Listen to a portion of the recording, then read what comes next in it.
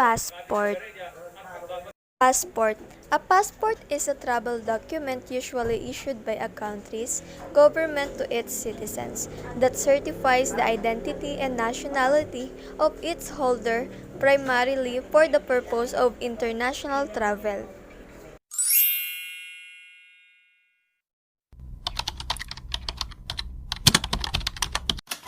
So the step one would be you should go to an online booking. To do that, you should go to any browser. You can use your mobile phone or your computer.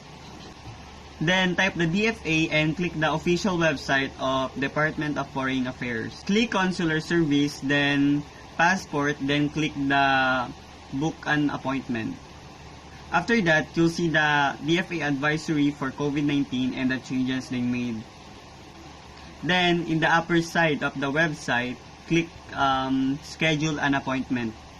After that, click the Start an Appointment. Click Individual Appointment, then start answering the following questions. Make sure that you are sure to the schedule that you selected. Step 2. You need to pay for your online appointment.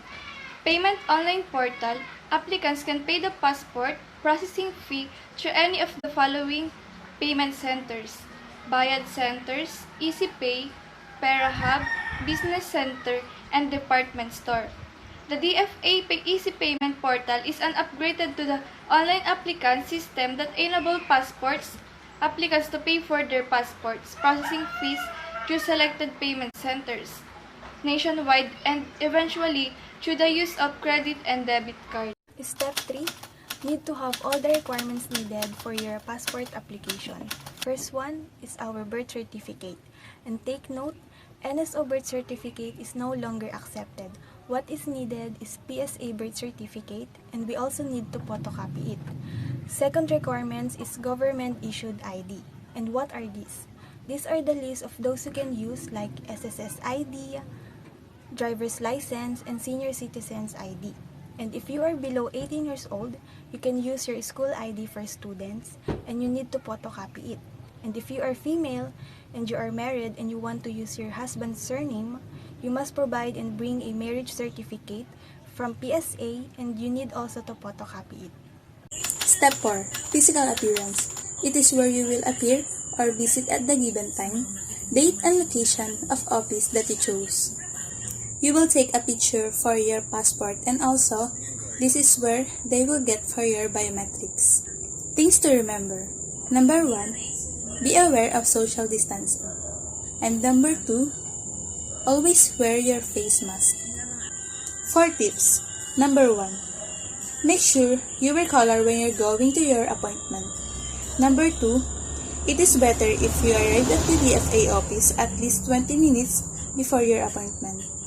Do not become placement on time. That's all.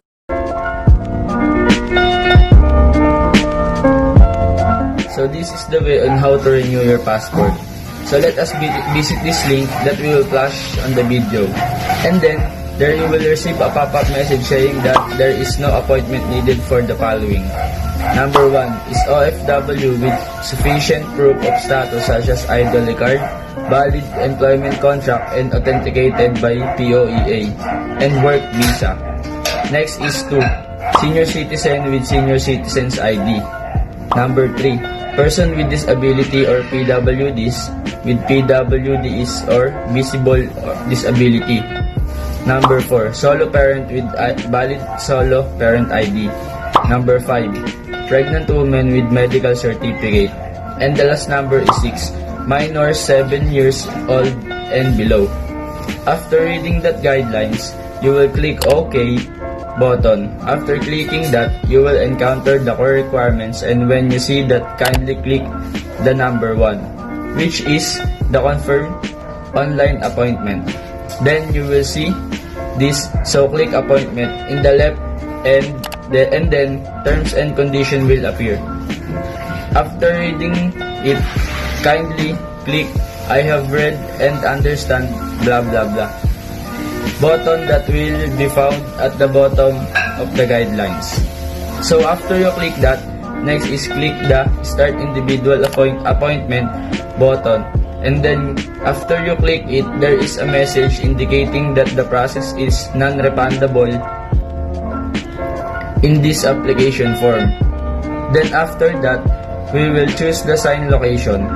So in this part, we are in the Philippines, so we will choose Asia Pacific in the region.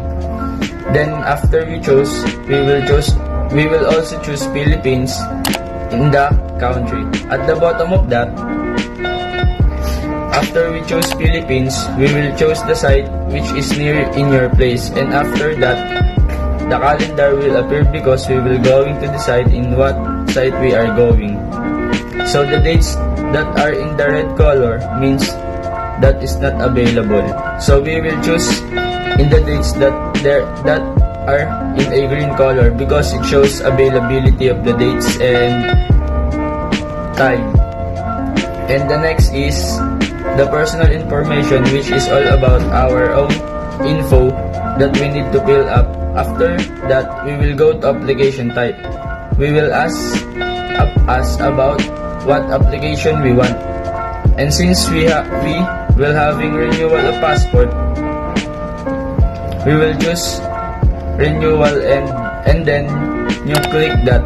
There would be a box where you can type your old password number where it was issued and where you got your passport. Then the next is basis of Philippine citizenship. Of course, you will pick by birth, and then next it will appear by the successfully confirm your passport appointment is booking. So it is much better if you will write or screenshot the reference number. Then, here with the payment. We have here in regular or express processing. When we press the regular processing, means we have to wait a little longer. But, you will pay less but there is a charge. But when we choose the express processing, it is faster but the payment is higher. The payment is higher because of course they rush it. Then after you click, the one who received the payment will appear as general guidance for the payment. Then after your process, you need to print it, and then when you pay, you will receive an email where you already have the reference number.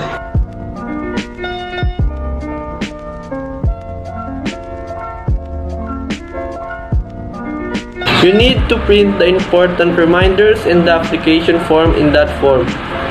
There must be the details of you automatically. There must be 2 electronic receipts that you must print, and you need to bring those 2 together because in the office of the DFA they will get the other one, and the additional requirements are old passport, photocopy of first page of old passport, and your government issued ID, and payment receipt as well. And here are the contact numbers you can call if you want to ask something.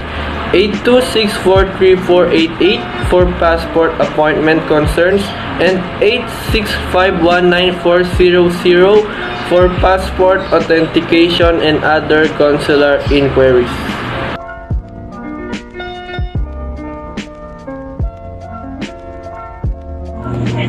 This front that you need to photocopy of your old passport. This is the one with your details, and you have a picture in the front of this. And with your details, a picture in your passport that identifies you. Then you also need to photocopy your government issued ID, front and back. This is just for compare if you really is in the passport. They will just write your verification, and you need to print and attach the receipt of your payment.